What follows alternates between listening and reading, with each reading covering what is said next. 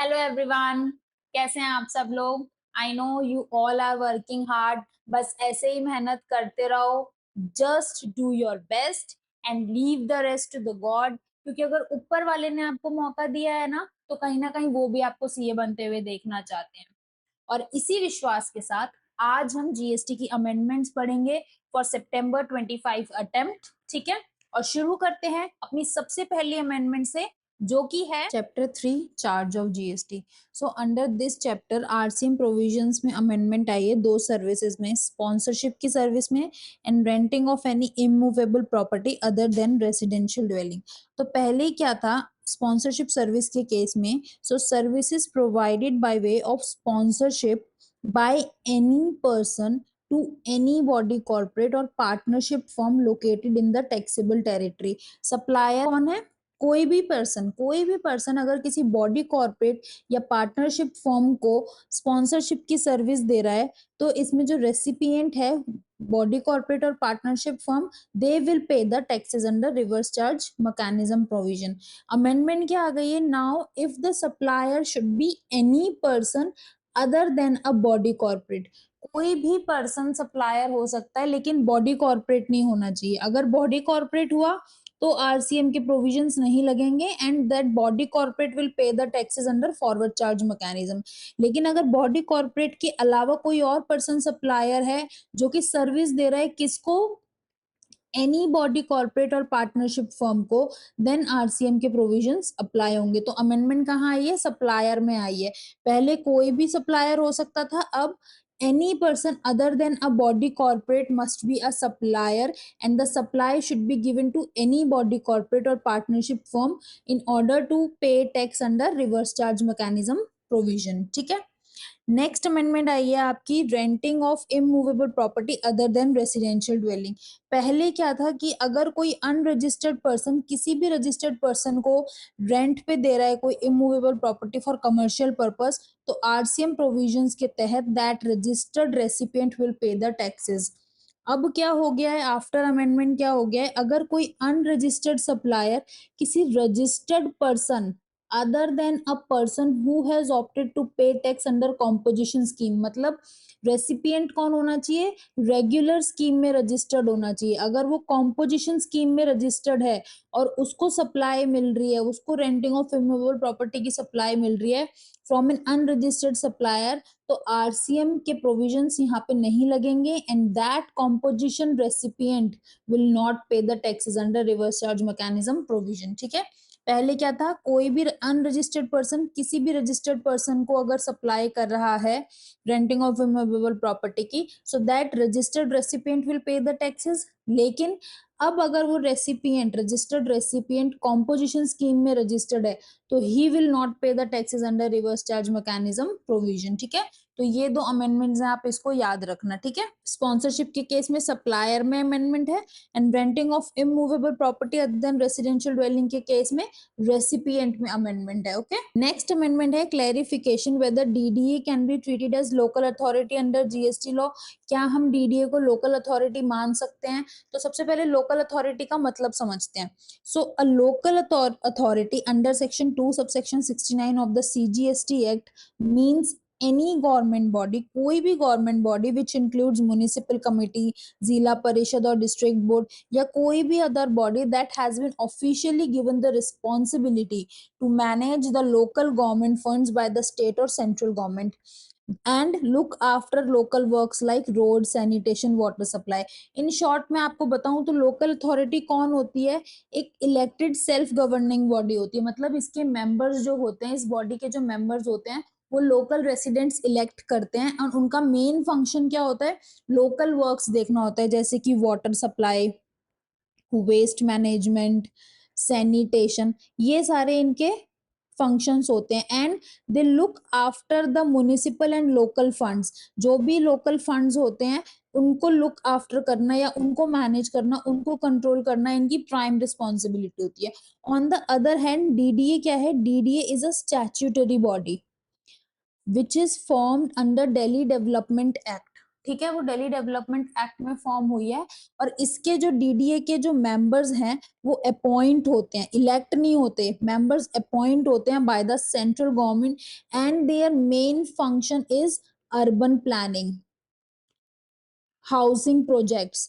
तो ये सारे इनके मेन फंक्शंस होते हैं। तो दोनों के ही एंटायरली डिफरेंट हो गए। लोकल अथॉरिटी का काम क्या है, वेस्ट मैनेजमेंट देखना, सैनिटेशन देखना, and they are the elected self governing body, इसके मेंबर्स इलेक्ट होते हैं। On the other hand DDA क्या है, एक स्टैट्यूटरी बॉडी है जो कि दिल्ली डेवलपमेंट अथॉरिटी एक्ट के में बनाई गई है। इसके मेंबर्स जो हैं वो अपॉइंट होते हैं, सेंट्रल गवर्नमेंट अपॉइंट करते हैं और इनका मेन फंक्शन होता है अर्बन प्लानिंग करना, हाउसिंग प्रोजेक्ट देखना, ओवरऑल स्टेट की डेवलपमेंट देखना। So DDA can not be categorised as local authority, ठीक है, कोई भी दोनों में सिमिलैरिटी है ही नहीं। Thus, it has been clarified that DDA cannot be treated as a local authority under GST law, as DDA does not meet the requirement of local authority as per section 2 subsection 69 of the CGST Act. Okay, इसलिए हम DDA को local authority नहीं मान सकते क्योंकि उनका जो composition है, जो फॉर्मेशन है वो भी बहुत अलग है और जो उनके फंक्शंस हैं वो भी बहुत अलग है, सब कुछ ही बहुत अलग है। तो हम डीडीए को लोकल अथॉरिटी नहीं मान सकते, ठीक है। नाउ नेक्स्ट अपडेट है चैप्टर 4 प्लेस ऑफ सप्लाई में। So a clarification regarding the place of supply of online service supplied by the supplier to unregistered recipient. मतलब अगर कोई सप्लायर ऑनलाइन सर्विस दे रहा है किसी अनरजिस्टर्ड रेसिपिएंट को, तो इस सिचुएशन में प्लेस ऑफ सप्लाई क्या होगा। टू अंडरस्टैंड दिस हमें 3 प्रोविजंस पढ़ने पड़ेंगे, जिसमें सबसे पहला प्रोविजन है सेक्शन 31 सबसेक्शन 2 का। So as per section 31 subsection 2 of the CGST Act, a registered supplier of service shall issue tax invoice before or after the provision of service within a prescribed period and showing prescribed details। मतलब as per section 31 हर एक registered supplier को tax invoice issue करना है service देने से पहले या service देने के बाद within the prescribed period and showing the prescribed details. Simple है, रजिस्टर्ड सप्लायर को टैक्स इनवॉइस इशू करना है within the prescribed time limit and showing the prescribed details, ठीक है। Next, as per proviso to rule 46F of the CGST rules, ये proviso क्या कहता है कि हर एक रजिस्टर्ड सप्लायर को जो ऑनलाइन सर्विस दे रहा है किसी अनरजिस्टर्ड रेसिपिएंट को, उसको उस अनरजिस्टर्ड रेसिपिएंट के स्टेट का नाम मेंशन करना बहुत जरूरी है टैक्स इनवॉइस पे, and the same shall be deemed to be the address on record of the recipient. तो जो भी ऑनलाइन सर्विस आप दे रहे हो किसी अनरजिस्टर्ड रेसिपिएंट को, आपको उस अनरजिस्टर्ड रेसिपिएंट का स्टेट का नेम रिकॉर्ड करना है और उस स्टेट का नेम ही हम मान लेंगे कि उसका एड्रेस अवेलेबल है ऑन रिकॉर्ड्स, ठीक है। सेक्शन 31 ने क्या किया, आपको टैक्स इनवॉइस इशू करना है। प्रोवाइजो ने क्या कहा कि आपको स्टेट का नाम मेंशन करना है और उस स्टेट के नाम को ही हम क्या मान लेंगे, एड्रेस ऑन रिकॉर्ड्स मान लेंगे। नाउ अगर हम प्लेस ऑफ सप्लाई के प्रोविजंस अब लगाते हैं, so as per section 12(2)(b) of the IGST Act, the place of supply of service made to an unregistered person shall be the location of the recipient where the address of the recipient is available on records।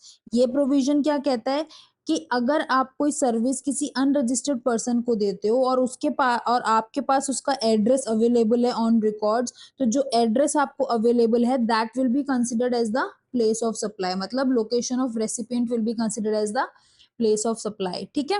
तीनों बातें समझ में आ गई। Section 31 के हिसाब से आपको tax invoice issue करना है, रूल के हिसाब से उस टैक्स इनवॉइस पे आपको स्टेट मेंशन करना है और उस स्टेट को ही हम एड्रेस मान लेंगे। एंड 12 सेक्शन कहता है कि अगर आपके पास उसका एड्रेस है तो वही एड्रेस को हम प्लेस ऑफ सप्लाई मानेंगे। So it has been clarified on combined reading of the above provision, supplier of following online service, अगर आप ऑनलाइन सर्विस देते हो कोई भी अनरजिस्टर्ड पर्सन को, so that supplier is mandatorily required to record the name of the state of the unregistered person। उसको unregistered person का state record करना ही करना है irrespective of the value of supply। value of supply कुछ भी हो, तो क्या क्या सर्विस दे रहे हो, अगर आप कोई ऑनलाइन सर्विस दे रहे हो या फिर आप कोई OIDR की सर्विस दे रहे हो या ऑनलाइन मनी गिविंग की सर्विस दे रहे हो, कोई भी सर्विस अगर आप दे रहे हो तो आपको उस अनरजिस्टर्ड रेसिपिएंट का स्टेट रिकॉर्ड करना है, स्टेट का नाम रिकॉर्ड करना है, and that recording will be considered as the address available on records, ठीक है। और अगर आपके पास एड्रेस है तो प्लेस ऑफ सप्लाई क्या माना जाएगा, location of that recipient. So further recording the name of the state of the unregistered recipient shall be deemed to be the address on record. So accordingly, in such cases, the place of supply of such service shall be considered as the location of the recipient of the service as per section 12 2B of the CGST Act. ठीक है. So supplier of online service to record the name of the state of the unregistered recipient irrespective of the value of supply. आपको state का नाम record करना ही करना है. Name of the state को हम क्या मानेंगे? Address available on record. और अगर आपके पास address है, then the location of the recipient will be considered as the place of supply. ठीक है. आई होप आपको ये पॉइंट समझ में आ गया होगा अच्छे से. नाउ नेक्स्ट अमेंडमेंट है चैप्टर 5 में, एग्जम्पशन फ्रॉम जीएसटी में. कुछ एग्जिस्टिंग सर्विसेज में एग्जम्पशन आई है, जैसे कि number 1, supply of service by way of providing metering equipment on rent, testing for meters, transformers, capacitors etc, releasing electricity connection, shifting of meter or services, issuing duplicate bills. So all these ancillary services, ये जो भी supporting service provide करता है कौन, हमें electricity transmission और distribution utility to their customers are exempt. ठीक है. तो जैसे कि BSES हो गया, टाटा पावर हो गया, अगर ये लोग आपको कोई भी ऐसी सर्विस दे रहे हैं, आपको मीटर रेंट पे दे रहे हैं, या आपके मीटर की टेस्टिंग कर रहे हैं, या कोई नया कनेक्शन लगा रहे हैं, या आपका मीटर शिफ्ट कर रहे हैं, all these services provided by these utilities, electricity transmission utility और distribution utility, ये exempt है. पहले क्या था? पहले यहाँ पे and word use था, that ancillary services to the supply of transmission and distribution of electricity provided by electricity transmission and distribution utility. अब and को हटा के क्या कर दिया गया है? और बस इतना सही चेंज है. ठीक है. नेक्स्ट अमेंडमेंट आई है हमारी, any services provided by national skill development corporation या any service provided by national council for vocational education या awarding body recognised by national council या असेसमेंट एजेंसी. तो इसमें एक और लाइन आइटम ऐड हो गया है, a training partner approved by the national skill development corporation. So कोई भी ट्रेनिंग पार्टनर जो कि अप्रूव्ड है नेशनल स्किल डेवलपमेंट कॉर्पोरेशन से, अगर वो कोई सर्विस देता है in relation to national skill development programme, any vocational skill development programme या any national skill qualification framework, इनसे रिलेटेड, तो वो एग्जम्प्ट है. ठीक है. बहुत ज्यादा मेजर अमेंडमेंट नहीं है, यहाँ पे सिर्फ एंड को और किया गया है. जो भी एंसिलरी या सपोर्टिंग सर्विसेज देते हैं कौन, इलेक्ट्रिसिटी ट्रांसमिशन यूटिलिटी या distribution utility to their consumers, वो एग्जम्प्ट है. सेकंड, अगर कोई भी सर्विस एक ट्रेनिंग पार्टनर जो कि अप्रूव्ड है नेशनल स्किल डेवलपमेंट कॉर्पोरेशन से, वो सर्विस देता है, तो दैट इज ऑल्सो एग्जम्प्ट. ठीक है. एक नई एग्जम्पशन ऐड की गई है, which says services of insurance provided by the motor vehicle accident fund constituted under section 164B of the motor vehicle act against contributions made by the insurer out of the premium collected for the third party insurance of the motor vehicle. तो ये क्या कहता है? एक act है हमारा motor vehicle act 1988, इसमें एक फंड बनाया गया है which is motor vehicle accident fund. और इस फंड में कंट्रीब्यूट कौन करता है? Insurer company, insurance company contribute करती है out of the premium they collect from the third party insurance. Third party insurance से जो उन्हें प्रीमियम मिलता है उसमें से ये कंट्रीब्यूट करती है इस मोटर व्हीकल एक्सीडेंट फंड में. और ये motor vehicle accident fund insured करता है किनको? अगर आपका कोई हिट एंड रन का केस है, या फिर कोई अनइंश्योर्ड व्हीकल है, या कोई रोड एक्सीडेंट हो जाता है, कोई अनआइडेंटिफाइड व्हीकल का एक्सीडेंट हो जाता है, तो वहां पे ये इंश्योरेंस की सर्विस प्रोवाइड करते हैं. तो ये जो सर्विस प्रोवाइड करता है, ये इस फंड के थ्रू जो सर्विस प्रोवाइड करी जाती है, दैट इज ऑल्सो एग्जम्प्ट. ठीक है. इंश्योरर की डेफिनेशन भी ऐड की गई है as per section 2 subsection 9 of the insurance act. Insurer means कोई भी इंडियन इंश्योरेंस कंपनी या कोई भी स्टैट्यूटरी बॉडी जो स्टैब्लिश करवाई गई है, स्टैब्लिश हुई है by the act of parliament to carry on insurance business, या कोई इंश्योरेंस कोऑपरेटिव सोसाइटी या कोई भी फॉरेन कंपनी जो कि एंगेज्ड है री इंश्योरेंस बिजनेस में थ्रू अ ब्रांच. ठीक है. तो इन शॉर्ट अगर मैं आपको बोलूं, मोटर व्हीकल एक्सीडेंट फंड जो भी इंश्योरेंस की सर्विस देता है वो एग्जम्प्ट है. ठीक है. नाउ नेक्स्ट अपडेट है regarding a clarification. So a clarification has been issued on whether supply of facility management service provided to Municipal Corporation of Delhi are covered under the scope of entry number 3A of notification 12 dated 28 June 2017 and are exempt. तो ये कह रहा है कि अगर municipal corporation of Delhi को अगर facility management services provide कराई जाती हैं तो क्या वो इस नोटिफिकेशन एग्जाम्पशन नोटिफिकेशन में कवर्ड है और हम उसे एग्जेम्प्ट कर सकते हैं जीएसटी में। तो सबसे पहले हम ये सर्विस समझते हैं जो कवर्ड है serial number 3A of the exemption notification. So as per entry at serial number 3A of the exemption notification dated 28th June, composite supply of goods and services in which the value of goods constitute not more than 25% of the value of the said supply provided to the government in relation to any work of panchayat and municipality are exempt। मतलब अगर आप कोई service देते हो government को या local authority को in relation to any work जो पंचायत और म्युनिसिपैलिटी का है, मतलब पंचायत और म्युनिसिपैलिटी के जो फंक्शंस हैं जो ड्यूटीज हैं उसके रिलेशन में अगर आप कोई composite supply of goods and services देते हो और उसमें गुड्स की वैल्यू जो है वो 25% से ज्यादा नहीं है तो वो सर्विसेज आपकी एग्जेम्प्ट होंगी। फॉर एग्जाम्पल म्युनिसिपैलिटी का फंक्शन है वेस्ट मैनेजमेंट देखना, ठीक है। अब आप एक कंपनी हो एबीसी लिमिटेड जो वेस्ट मैनेजमेंट की सर्विसेज प्रोवाइड कराती है, ठीक है। तो वेस्ट मैनेजमेंट की सर्विसेज म्युनिसिपैलिटी का फंक्शन है, ड्यूटी है। नाउ आप एबीसी एक कंपनी हो जो वेस्ट मैनेजमेंट में उसका बिजनेस है तो आप वेस्ट मैनेजमेंट की सर्विस देते हो किसको, गवर्नमेंट को, लोकल अथॉरिटी को देते हो, ठीक है, कि आपके बिहाफ पे इस पर्टिकुलर एरिया का वेस्ट हम मैनेज करेंगे। तो इस तरीके की सर्विस आप अगर किसी लोकल अथॉरिटी को या गवर्नमेंट को या म्युनिसिपैलिटी को देते हो तो आपको जीएसटी नहीं देना पड़ेगा, ठीक है। ये सर्विस कवर्ड है सीरियल नंबर 3A में। अब यहाँ पे पूछ रहे हैं कि अगर हम इस लोकल अथॉरिटी को म्युनिसिपैलिटी को अगर हम कोई फैसिलिटी मैनेजमेंट की सर्विस विच इंक्लूड्स मान लो हम हाउस कीपिंग की सर्विस देते हैं या सिविल मेंटेनेंस की सर्विस देते हैं, फर्नीचर मेंटेनेंस की सर्विस देते हैं तो क्या ये भी एग्जम्प्ट होंगे। तो देखते हैं इशू क्या है। The issue which arose for consideration was whether the services received by MCD such as housekeeping, civil maintenance, furniture maintenance and horticulture from facility management agency for upkeep of their office, ये services क्यों दी गई हैं, आपके office को maintain करने के लिए, आपके ऑफिस को अपकीप करने के लिए, आर एग्जम्प्ट फ्रॉम जीएसटी। तो क्लैरिफिकेशन क्या आया, the services of facility management such as housekeeping, civil maintenance, furniture maintenance and horticulture agency for the upkeep of the office of MCD are not supplied in relation to any function of municipality under 243W of the constitution of India. तो ये जो services दी है ये आपने office को maintain करने के लिए दी है, ये सर्विसेज आपने इसलिए नहीं दी कि म्युनिसिपैलिटी का कोई ड्यूटी है और उसके अगेंस्ट आप उसके लिए आप वो सर्विस दे रहे हो, ऐसा कुछ नहीं है। आप सिर्फ ऑफिस की रिपेयर मेंटेनेंस कर रहे हो, मेंटेनेंस कर रहे हो, तो इसीलिए ये सर्विस इस नोटिफिकेशन में कवर्ड नहीं होगी। Thus, it has been clarified that GST is applicable on these services provided by Facility Management Agency to MCD for upkeep of its headquarter building at applicable rates। इसलिए ये exempt नहीं होगी और इन पे GST लगेगा, ठीक है।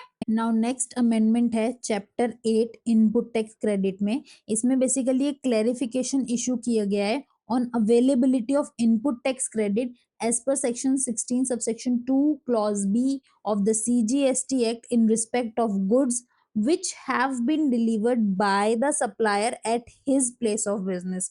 goods कहाँ सप्लाई हो रहे हैं, सप्लायर के ही प्लेस ऑफ बिजनेस में अंडर एक्स वर्क्स कॉन्ट्रैक्ट। तो थोड़ा सा ट्रिकी है, तो सबसे पहले हम एक्स वर्क्स कॉन्ट्रैक्ट को समझते हैं और ये जो क्लैरिफिकेशन आई है ना ये ऑटोमोबाइल सेक्टर के रिगार्डिंग आई है। तो सबसे पहले हम समझते हैं कि ऑटोमोबाइल सेक्टर में एक्स वर्क्स कॉन्ट्रैक्ट होता क्या है, ठीक है। So in automobile sector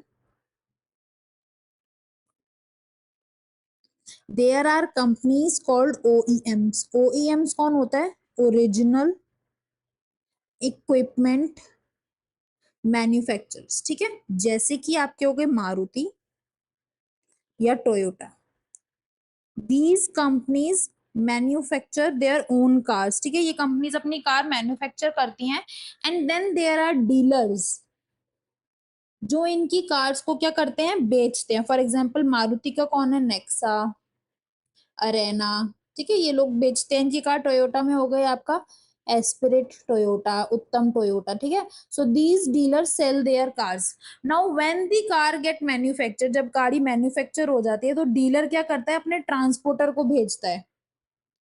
dealer क्या करता है, अपने ट्रांसपोर्टर को भेजता है गुड्स मंगवाने के लिए, और ओईएम को कहता है कि आप गुड्स जो है ट्रांसपोर्टर को हैंड ओवर कर देना, और ये ट्रांसपोर्टर मुझे गुड्स डिलीवर कर देगा। तो ओईएम क्या करता है, ट्रांसपोर्टर को गुड्स हैंड ओवर कर देता है, और ट्रांसपोर्टर क्या करता है, गुड्स को डिलीवर कर देता है, ठीक है। यहाँ पे बिल रेज करता है, हैंड ओवर कर देता है ट्रांसपोर्टर को, एंड ट्रांसपोर्टर क्या करता है, डिलीवर कर देता है डीलर को goods. Now the question which arose for consideration, इस क्वेश्चन क्या आता है, when dealer can claim ITC on such goods. अब यहाँ पे पॉइंट ये आता है कि पहले तो मैं आपको ये बता देती हूँ, अगर गुड्स क्या है, व्हीकल्स है, मोटर व्हीकल्स हैं, तो पहला क्वेश्चन आपका आएगा कि मोटर व्हीकल्स पे तो आईटीसी मिलता नहीं है as per section 17। But my dear friends, motor vehicles अगर सप्लाई हो रही हैं फॉर फर्दर सप्लाई, उनकी फर्दर सप्लाई होगी, then you can claim ITC. Dealers गाड़ी क्यों खरीद रहा है, क्योंकि वो आगे बेचेगा, तो dealer can claim the ITC. ये बात तो फिक्स हो गई कि डीलर आईटीसी क्लेम कर सकता है उन गुड्स पे जो गुड्स उसने खरीदे हैं ओईएम से। नाउ द क्वेश्चन अराइज, कब कब डीलर जो है वो आईटीसी क्लेम कर सकता है, जब गुड्स जो है वो हैंड ओवर हो गए हैं, on the date of hand over of the goods, या फिर डेट ऑफ डिलीवरी, और आई कैन से रिसीट, या गुड्स जब रिसीव हो गए हैं, कब क्लेम कर सकते हैं। मान लो हैंड ओवर हुए हैं गुड्स 1 मई को, और डिलीवरी मिली है गुड्स की, गुड्स डीलर को कब मिले हैं, 3 मई को। तो आईटीसी कब क्लेम कर सकते हैं, 1 मई और 3 मई। बिकॉज ये क्वेश्चन क्यों आ रहा है, क्योंकि as per section 16 subsection 2 clause B में क्या लिखा गया है कि you can claim ITC, ITC can be avail, a registered person can avail ITC only when he receives the goods. जब आप वो गुड्स रिसीव कर लो तभी आप आईटीसी क्लेम कर सकते हो। तो इन शॉर्ट हमें ये पता लगाना है कि हम ये कब मानेंगे कि डीलर को गुड्स रिसीव हो गए हैं, जब हैंड ओवर हो गए हैं ट्रांसपोर्टर को, या फिर जब एक्चुअल में डीलर को गुड्स मिल गए हैं, ठीक है।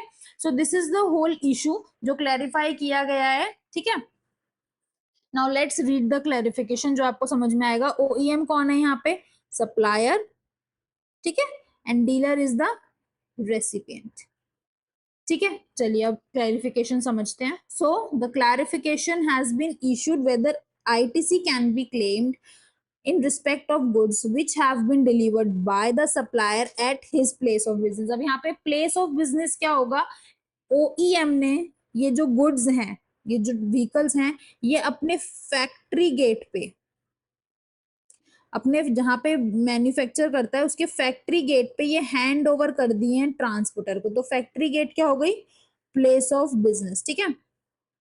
ओईएम ने क्या किया, अपने फैक्ट्री में गुड्स मैन्युफैक्चर करे और फैक्ट्री गेट से हैंड ओवर कर दिए ये गुड्स ट्रांसपोर्टर को, ठीक है, और बिल रेस कर दिया। This is the whole transaction, and then transporter वो गुड्स किसको डिलीवर कर देता है, डीलर को, ठीक है, at his place of business under ex works contract. Ex works contract का मतलब हमने समझ लिया।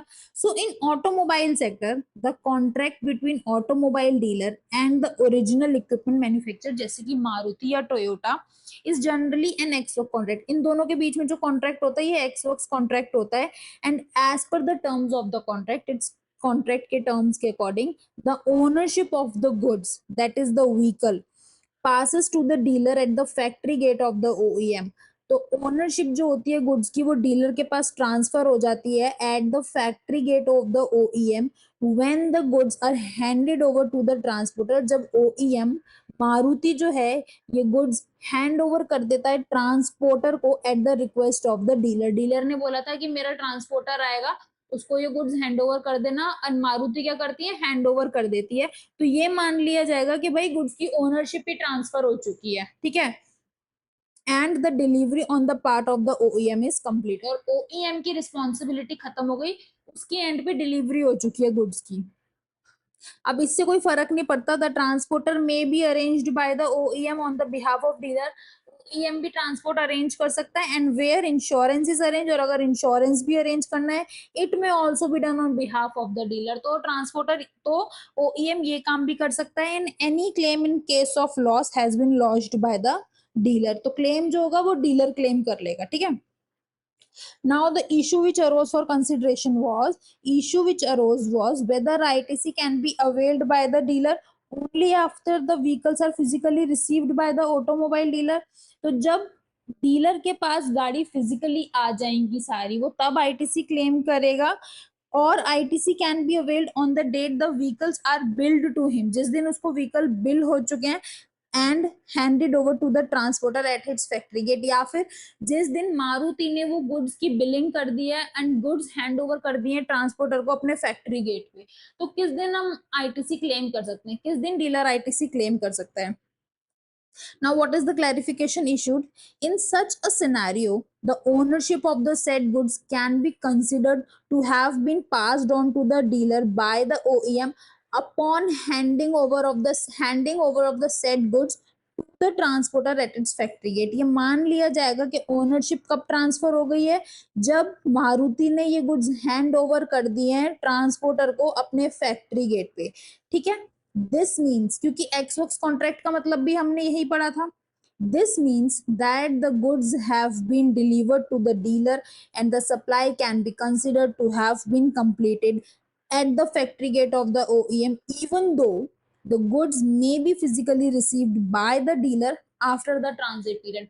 गुड्स फिजिकली डिलीवर्ड हो रहे हैं बाद में, मान लो जैसे हमारे एग्जांपल में 3 मई को हो रहे हैं और 1 मई को उसने हैंड ओवर दे दिया है मारुति ने ट्रांसपोर्टर को, तो हम मानेंगे कि 1 मई को ही सप्लाई खत्म हो गई है OEM की तरफ से and dealer can claim the ITC। Accordingly, the dealer can be considered to have received the goods at the time goods were handed over by the OEM to the transporter at his factory gates for their onwards transmission to the dealer, ठीक है। Therefore, ITC can be availed on the date the vehicles are built and handed over to the transporter by the OEM at the factory gate, ठीक है। जब factory gate पे hand over दे दिया है, bill दे दिया है, तभी डीलर आईटीसी क्लेम कर सकता है, क्योंकि ये मान लिया जाएगा कि डीलर ने गुड्स रिसीव कर लिए हैं।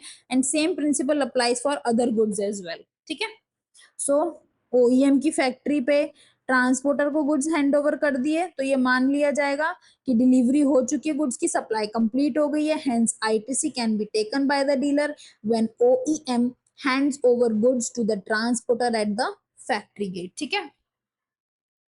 Also, as per the provisions of section 16, a registered person can avail ITC in respect of supply of goods and or services only if used or intended to be used in the course or furtherance of business। ITC कब claim होगा, जब आप वो goods या services अपने business के लिए use कर रहे हो, in the course or furtherance of business के लिए यूज कर रहे हो। Thus no ITC will be available if goods are used for non business purposes। अगर आपने नॉन बिजनेस पर्पस के लिए गुड्स यूज करे हैं, या फिर आपके गुड्स लॉस्ट हो गए, स्टोलन हो गए, डिस्ट्रॉय हो गए, या आपने राइट ऑफ कर दिया या डिस्पोज ऑफ कर दिया बाय वे ऑफ गिफ्ट्स और फ्री सैंपल्स, तो अगर आप ऐसा कुछ करते हो तब आपको ITC नहीं मिलेगा, ठीक है। सिंपल क्लैरिफिकेशन है, द मोमेंट OEM ने अपने गुड्स ट्रांसपोर्टर को हैंड ओवर कर दिए, बिल इशू कर दिया है, तभी हम मान लेंगे कि डीलर ने गुड्स रिसीव कर लिए हैं and dealer can claim the ITC on that date जब हैंड ओवर हुआ। एंड उसे फिजिकल डिलीवरी का वेट करने की जरूरत नहीं है, क्योंकि हम ये मान चुके हैं कि भाई गुड्स की ओनरशिप ट्रांसफर हो चुकी है, लीगल ओनरशिप ट्रांसफर हो चुकी है। इवन तो फिजिकल ट्रांसफर कब होगा, जब फिजिकली ओनरशिप ट्रांसफर कब होगी, जब डीलर गुड्स रिसीव कर लेगा, ठीक है। नाउ नेक्स्ट अमेंडमेंट है chapter 10 tax invoice credit note and debit note. इसमें टाइम लिमिट इशू की है इन case of recipient received supplies taxable under reverse charge mechanism from an unregistered supplier. अगर कोई रेसिपिएंट कोई सर्विस रिसीव करता है from an unregistered supplier और उसको RCM में टैक्स पे करने की लाइबिलिटी आती है, तो उसको टैक्स इनवॉइस इशू करना होता है। तो इसमें न्यू रूल ऐड किया है, रूल 47A, जिसमें टाइम लिमिट प्रिस्क्राइब करी है कि कब तक टैक्स इनवॉइस इशू करना होता है।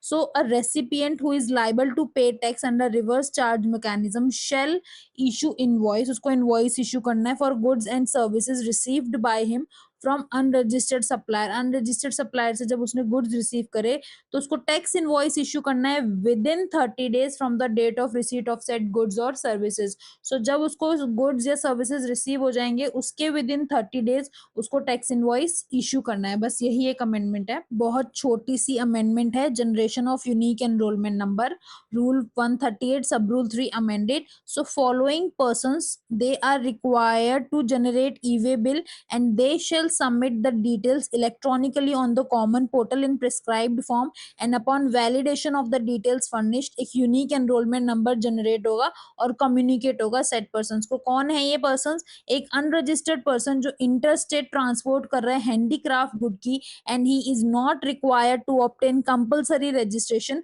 And required to generate e-way bill irrespective of the value of consignment. तो जो भी अनरजिस्टर्ड पर्सन हैंडीक्राफ्ट गुड में डील करता है और वो इंटरस्टेट ट्रांसपोर्ट करता है इन गुड्स की, and he is exempted from obtaining compulsory registration but he is required to generate e-way bill irrespective of the value of consignment. And the second is any unregistered person opting to generate e-way bill, these person has to electronically furnish the details on the common portal in prescribed form, and upon validation of the details एक unique enrolment number generate होगा और इनको communicate होगा।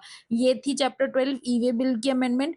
Chapter 13 में कुछ amendment नहीं है, basically आपके काम की नहीं है, बस एक रेफरेंस आपको याद रखना है। तो हमारे जीएसटी में दो सेक्शंस होते हैं, सेक्शन 72 एंड 73। ये क्या सेक्शंस होते हैं? ये डिमांड एंड रिकवरी के सेक्शंस होते हैं।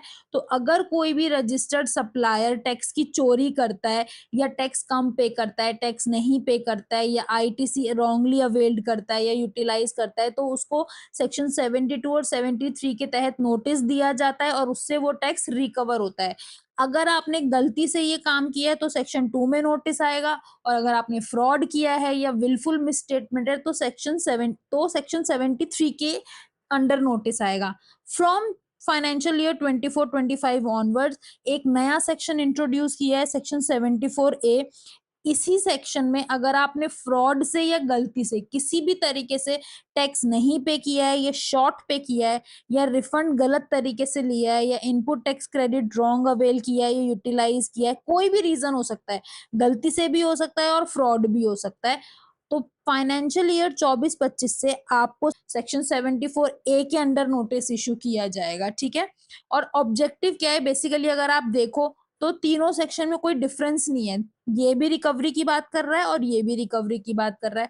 पर 24-25 से पहले क्या होता था कि अगर आपने गलती से टैक्स की चोरी करी है तो सेक्शन 72 में नोटिस इशू होगा, और अगर आपने फ्रॉड किया है तो सेक्शन 73 में नोटिस इशू होगा। लेकिन 24-25 से एक ही सेक्शन है, सेक्शन 74A, इसी के अगेंस्ट नोटिस इशू किया जाएगा।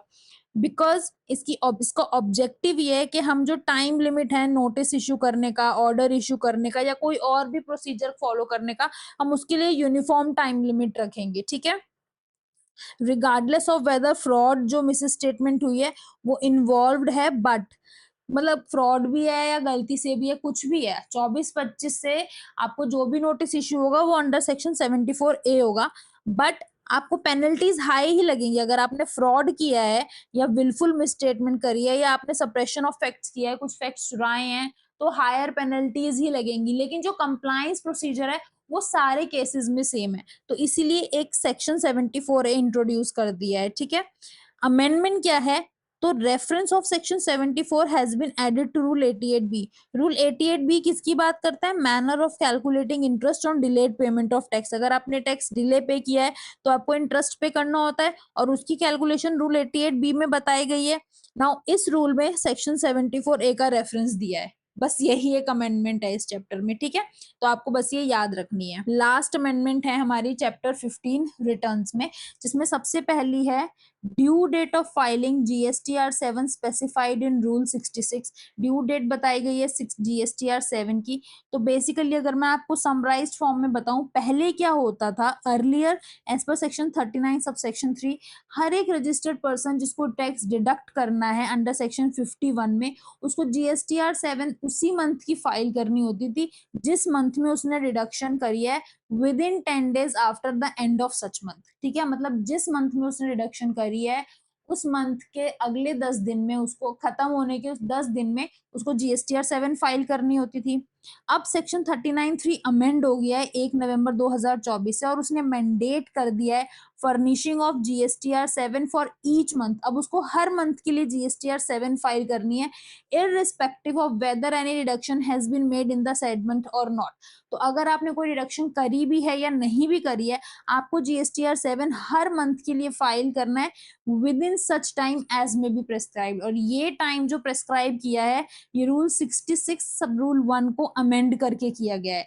और रूल 66 सब रूल 1 में क्या अमेंडमेंट आई है, that every registered person who are required to deduct TDS under section 51 shall furnish a return in form GSTR 7 on or before the 10th of the month succeeding the calendar month electronically through the common portal। ठीक है। So major main amendment पता है इसमें क्या है, पहले क्या होता था कि जिस मंथ में आपने डिडक्शन करी है ना, उसी मंथ में आपको जीएसटीआर 7 फाइल करनी होती थी विद इन 10 डेज। अब क्या कर दिया गया है, नए सेक्शन में कहा गया है कि हर एक महीने की, आपने चाहे डिडक्शन करी है या नहीं करी है, आपको जीएसटीआर 7 फाइल करना है within the prescribe time limit. और ये जो टाइम लिमिट प्रेस्क्राइब की करी है, ये रूल 66 सब रूल 1 को अमेंड कर दिया गया है। एंड एज पर रूल 66 सब रूल 1 आपको जीएसटीआर 7 फाइल करनी है ऑन और before the 10th of the month succeeding the calendar month. तो मतलब अगर मई की रिटर्न है तो बाय 10th जून आपको रिटर्न फाइल करनी है कंपल्सरीली, चाहे आपने डिडक्शन करी हो या ना करी हो। ठीक है। और लास्ट अमेंडमेंट है हमारी, again reference of section 74A। 74A अभी हमने पढ़ा है, इसका भी रेफरेंस ऐड करा है रूल 88D। और रूल 88D किसकी बात करता है, rule 88D prescribe manner of dealing difference of ITC available in form GSTR 2B और फॉर्म जीएसटीआर 3B। तो 2B और 3B में जो आईटीसी का डिफरेंस होता है उसको कैसे डील करेंगे, इसका प्रोसीजर रूल 88D में बताया गया है। और रूल 88D में जो नया सेक्शन है 74A, उसका रेफरेंस दिया गया है। ठीक है। हाँ जी, तो यहाँ पे हमारे सारे अमेंडमेंट्स कंप्लीट होते हैं। आई एम श्योर आपको सारे क्लैरिफिकेशंस और अमेंडमेंट समझ में आ गए होंगे। But still if you have any doubt और कंफ्यूजन, आप मुझे कमेंट सेक्शन में बता सकते हो, मैं आपकी सारी क्वेरीज रिजॉल्व करूंगी। चाहो तो चैनल को सब्सक्राइब कर देना, वीडियो को लाइक कर देना, अपने फ्रेंड्स के संग शेयर कर देना। मिलते हैं अगली वीडियो में, तब तक के लिए बाय बाय।